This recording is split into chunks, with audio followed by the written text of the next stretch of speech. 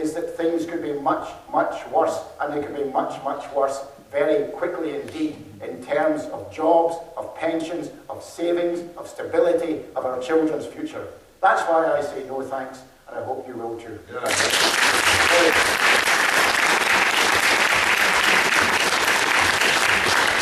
I think you retired too early, don't you? Yes. Come back, Brian. Who's got a question? Yes, young man in the third row.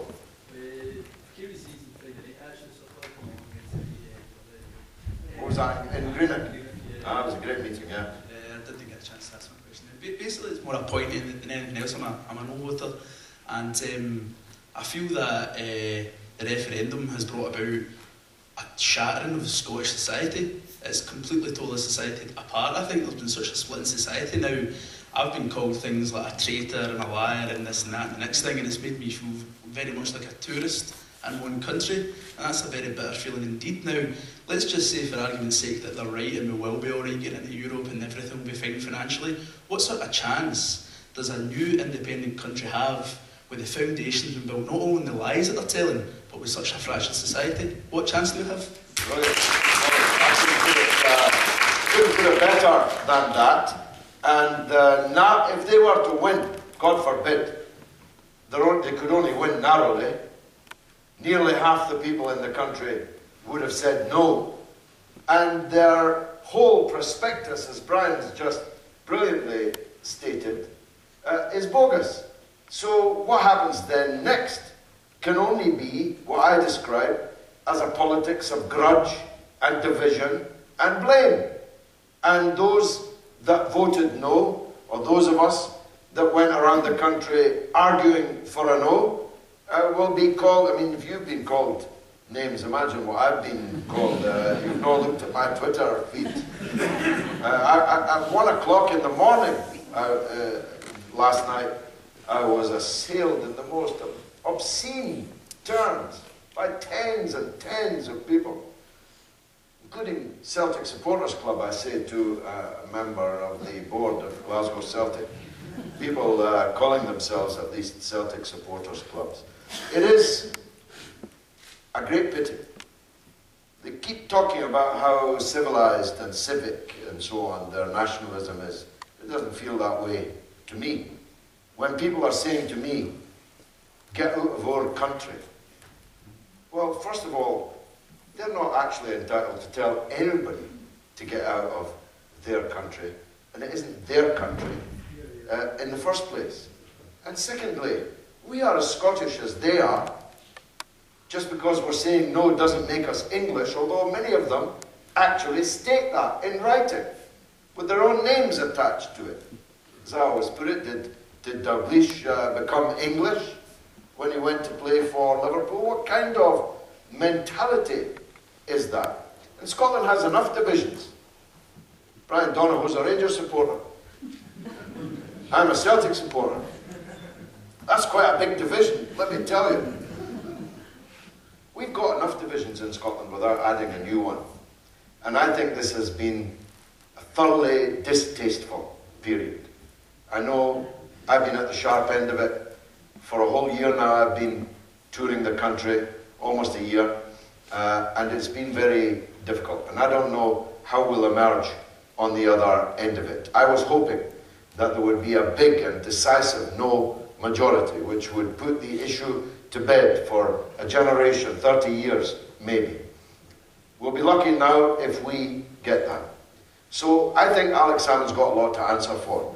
I think he's led us into some very troubled waters, and I don't know why he goes about looking so smug about it. Brian?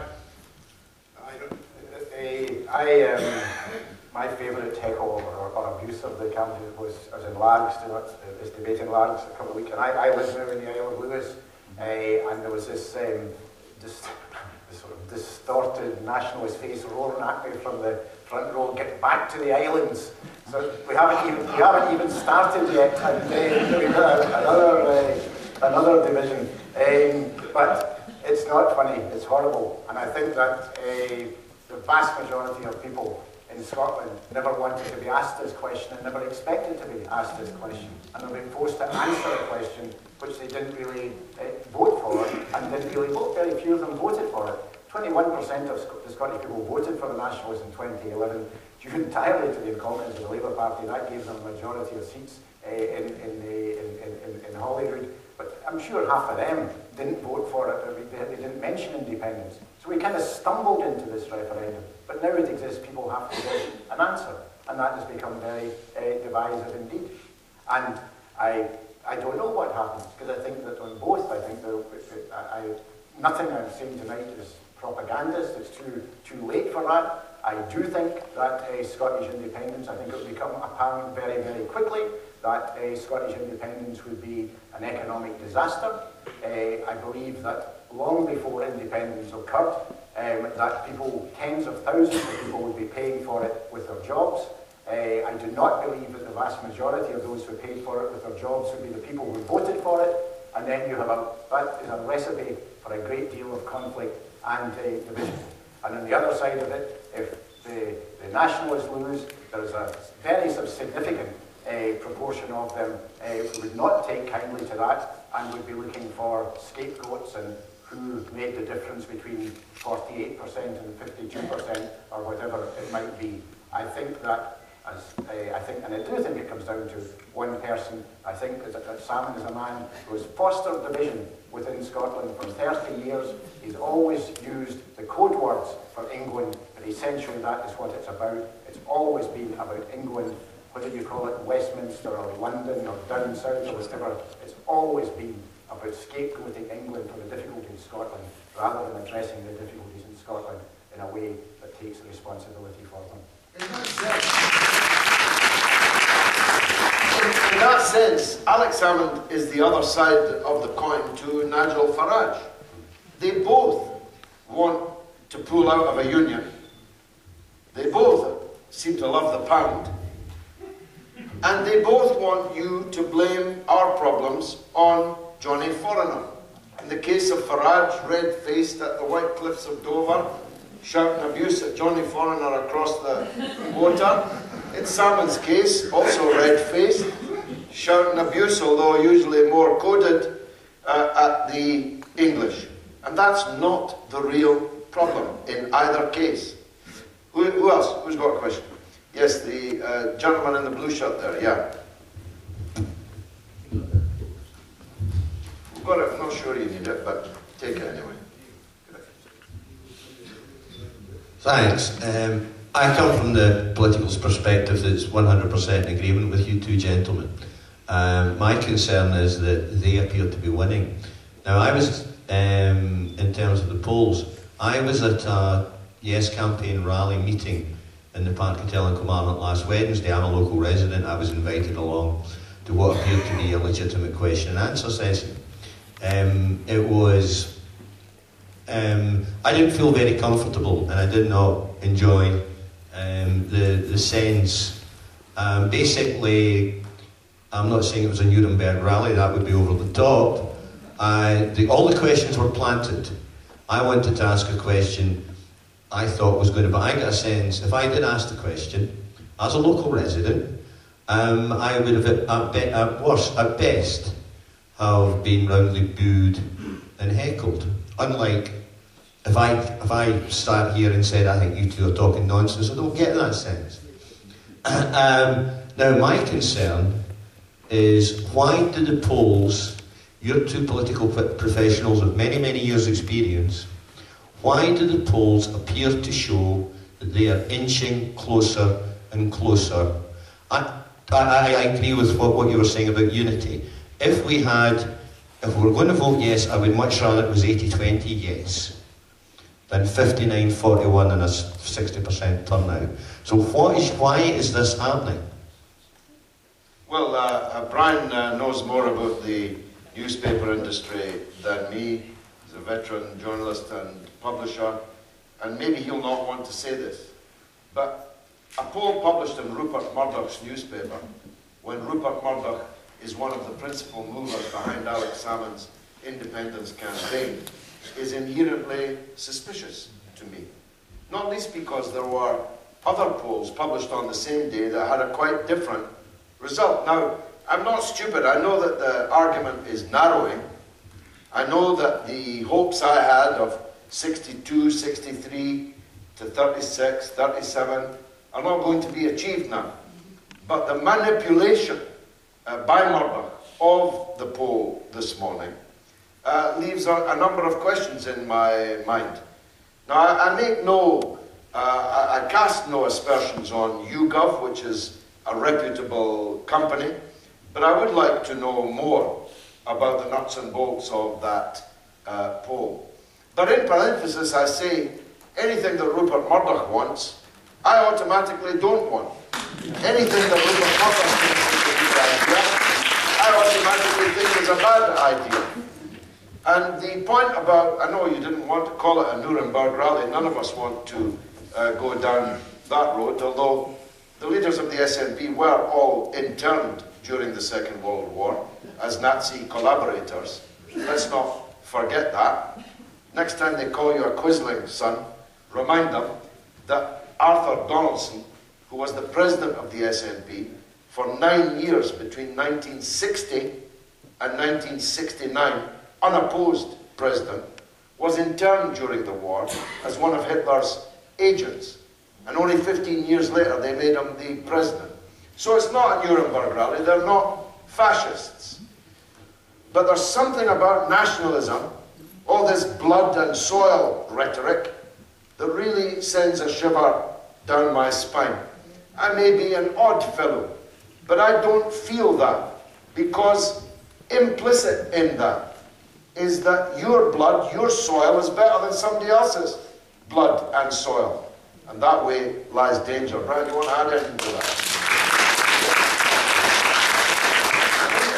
I think the polling is dodgy, and I'm not sure, I wouldn't believe any poll. And I think there is something funny with the YouGov poll to go from 20 to the biggest lead for the no side a month ago, and now they have they're the only one showing a yes lead, a lead for the yes side. There's something funny about that. And there's an awful lot of questions about methodology in polling, because people aren't used to polling for referendums.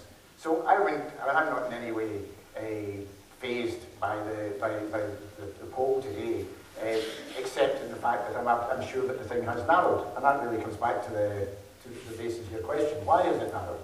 And the reason that it's narrowed, it seems to me, is that not that there's been too much scaremongering, but there's been too little scaremongering. And not scaremongering on the basis of untruth, but on the basis of reality.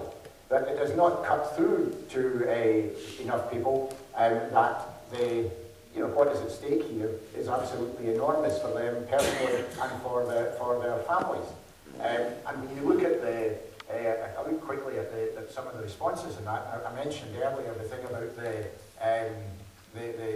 currency, that there's still more than half the people believe that there will be a currency union. I mean, that to me is extraordinary. But if that is the case, then clearly the people on our side have failed to do the job of getting that message across. But I think that the even more worrying thing would be that if you then went into those who think there wouldn't be a currency union, you'd find a fair proportion who would think that wasn't a big problem, because you'd carry on using the pound. Now, on the one hand, the other side has spent too much time talking about currency. Nobody talked about currency a couple of months ago. People don't go in, it's not in your everyday speech to talk about currency. What we're talking about is money. We're talking about money, we're talking about savings, we're talking about pensions, we're talking about jobs. And unless it is this currency thing, which is a vague concept, is translated into real terms, then people do not realise the degree of threat that exists. The other thing that has worked for them, which I find probably the most despicable thing I've encountered in my political career, is the pure lies they've been telling about the National Health Service.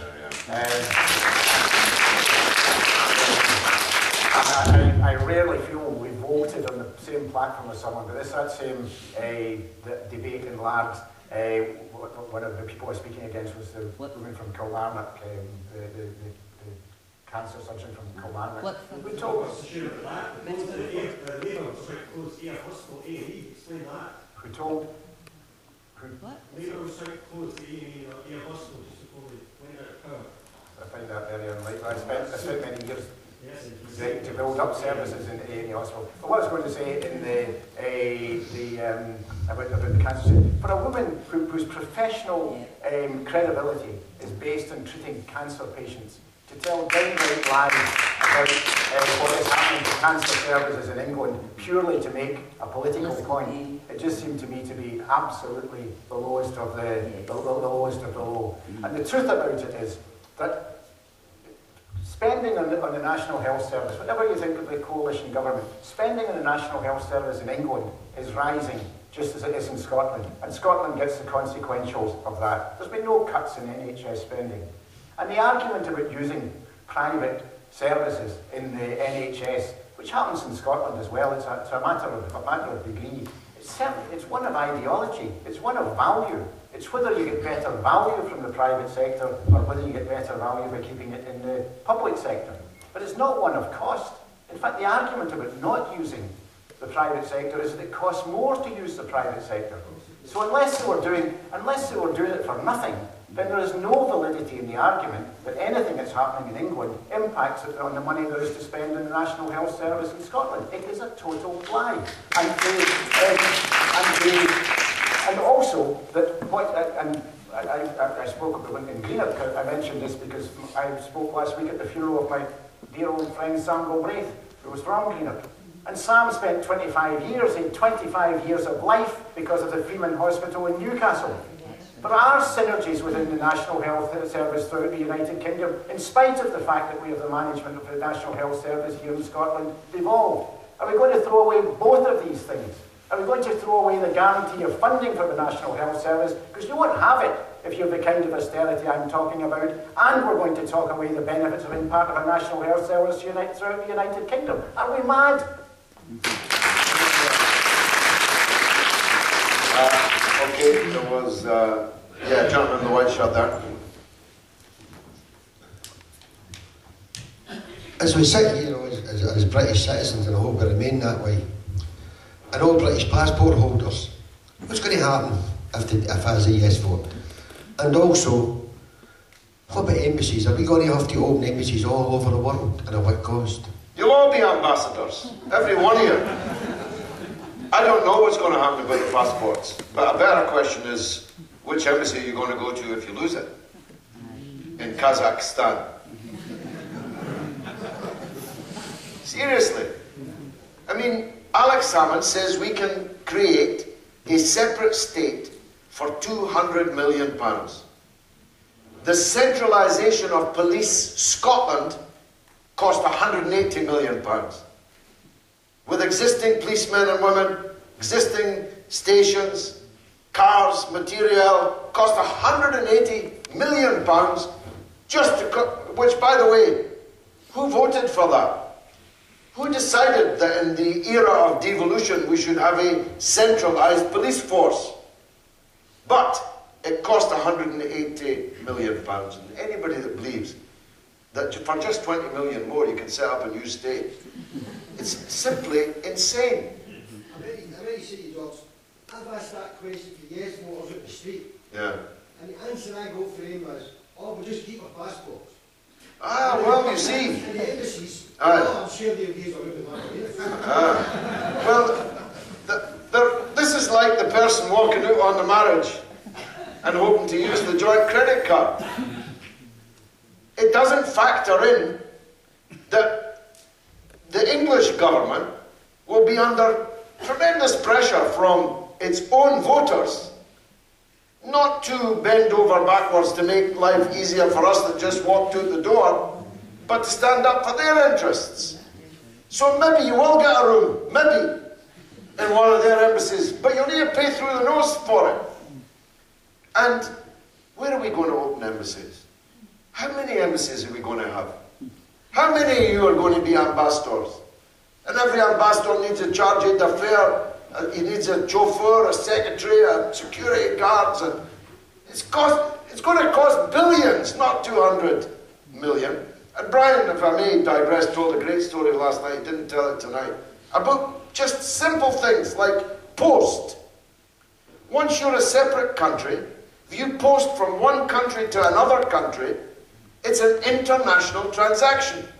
If you post a letter from Newry in Northern Ireland to Dundalk in the Republic of Ireland, the cost is 4 times higher than sending a letter from Newry to Irvine or Devon, anywhere within the single state that they're in at the moment. None of these things. I mean, talk about scaremongering. I've never heard that until Brian said it last night. See if he went out and told people that. Unless you never send a parcel or a letter beyond Coldstream, you're going to be saying, well, they never told us that when we were voting for independence. So, passports, you'll not be keeping a British passport because you'll no longer be British. You don't need to be Einstein to work that out. Now, no doubt, if you asked the British government if you could keep using the passport you've already got, probably they'd say okay. But I'll tell you what would then happen, and this comes back to his point. You'd have people looking over your shoulder and saying, how come you're still using a British passport? What's wrong with the Scottish passport? But that's the kind of division that will exist. You'll be called English if you want to go on using your British passport. And that'll be a swear word. I tell you, I really don't look forward to this if it happens. Very quick addendum to that, because I mean, George mentioned Kazakhstan as a random example. It's actually a very good example. There's thousands of Scots work in Kazakhstan because of the oil industry. I mean, there's not the remotest chance of there being a Scottish embassy in Kazakhstan, but yet people do get into difficulty in Kazakhstan. Sometimes they need consular help, sometimes we need trade support, sometimes you need all of the things that you get in Kazakhstan and every country of the world through the British diplomatic and commercial network, every country of the world. And their white paper, I think, says that they're going to have 30 embassies. But there's about 200 countries in the world, so what do you do in the other 170?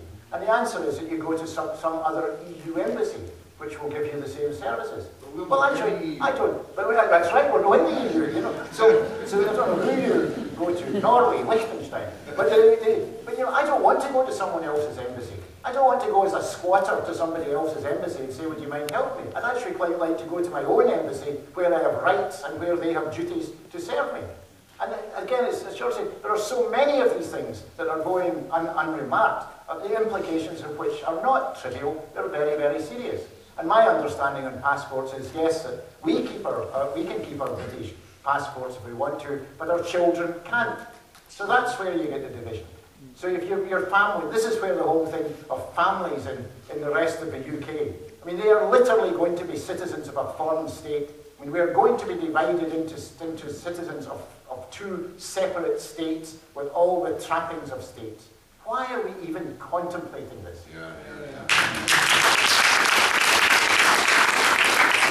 Yes, young man in the back, second back row. Gill fit. I don't want to be, you know, I want to do it. Oh, well, that's another matter, Back right? to that one. Back to that one. Hi, Yes, George. sir, go ahead. I totally agree with you. I think nationalism is a poison. But what I've noticed is, especially people my age, it's not so much that they're fans or supporters of the SNP, it's that they've got no faith in Labour anymore. Ed Miliband, for them, is not an option next year. They've lost faith because of Tony Blair and those years. And I think that's the problem. I don't think the SNP have got a great support. Certainly not people I know, my friends. It's just that with the political establishment, we've lost faith. We've totally lost faith. We've had too many years of backwards kind of policies. Well, I obviously get your point. I obviously get that. I was kicked out of the Labour Party for being right about the war on Iraq, so I obviously get that point. But it comes down to a point that Brian made earlier. Things can always get worse. Change is not always change for the better. If I stand one step backwards, I've changed my position, but I've gone backwards. Now, I'm certainly no fan of Ed Miliband, who actually walked past me on my walking stick and allowed me to open the door for him last week. and didn't even give me a dry nod. But any Labour government's going to be better than any Tory government. And the Labour government will be here in a few months. Everybody knows it. When we defeated the Tories in the House of Commons 2 days ago on the bedroom tax, and by the way, there's more pandas in Scotland than there were SNP MPs voting to get rid of the bedroom tax on Friday. 2 of them out of 6 turned up. I tell you, the atmosphere was obvious to everybody that this Tory government is on its last legs. So there's going to be a Labour government, not the kind I want to see, not the kind that we had in 1945, or even in 1964 and 66. But it's a Labour government. And you've got a Home Rule Parliament that can do better things. But I'm clear about this, so is Brian. He wasn't hiding from it earlier. He talked about the incompetence of the Labour Party in Scotland that led to Salmon getting an overall majority. Labour has to use this big wake-up call to become a real Labour Party again, to get better leaders who work better, can speak better to the people, and can devise the policies that can appeal to them. I'm not in the Labour Party, but I want to be blunt with you because you're a young man. Everything that's good in this country came from Labour. Not everything Labour did was good. It's important. Not everything Labour did was good. Some of the things Labour did was bad, but everything that was good came from Labour. I was born in a slum, sharing a toilet outside with 5 other families. The seat was always warm. The men used to stand there with a newspaper under their arm waiting to go in. The sun hadn't been invented then, so it wasn't for that reason. Who's cleared that slum? Labour. I moved into a brand new council house. Who built it? Labour. To a National Health Service clinic at the end of the road, created by Labour. Because I was poor, I got free everything, free milk, free dinners, free orange juice, free cod liver oil, I no longer even remember what for, free malt to build me up. I'll need to stop taking that. My father, God rest him, worked in a factory at the top of the road from Dayton, Ohio, which was only there, they'd never heard of Dundee. It was only there because Harold Wilson ordered them to go there. Everything that was good. Schools, free universities, all of these things came from Labour. And that's what, well, that's right, what happened. We've got to get back to that. But we'll not get back to it by taking 10 steps backwards and having a right-wing government on both sides of that border. Now, over here.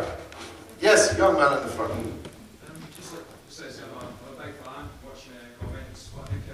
Thanks. Here's my missus there, she's on it as well.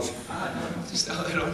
In the event of Scottish independence, if it were to happen, would we see a bigger respect majority in Scotland, and do you think there would be a chance that you would ever stand in a Scottish constituency again? Well, we're fighting this until the 18th with everything that we've got. The reason Brian and I, in his case, came out of far too early retirement, and me abandoning my constituents in the north of England, who will be amongst the most grievously affected in the country if Scotland breaks away, is because we weren't happy with the quality of the no argument that was being made. And we're still not happy with it. We can't quite tell you just how unhappy we are about it. So we're here to provide a bit of oomph, a bit of vim. And I'm still confident that we're going to win a victory, in which case your question wouldn't arise. But if, God forbid, this disaster happens, then obviously the Labour Party will pay a very, very high price for it, and will have to reconstitute itself, will have to rebuild itself almost from a year zero. Because, trust me on this, them that say Tommy Sheridan's going to be the Prime Minister, or Colin Fox, or... It's all rubbish. Alex Salmond will be the Prime Minister for as long as he can stand up straight, followed by the wee barra. So, in that time, we have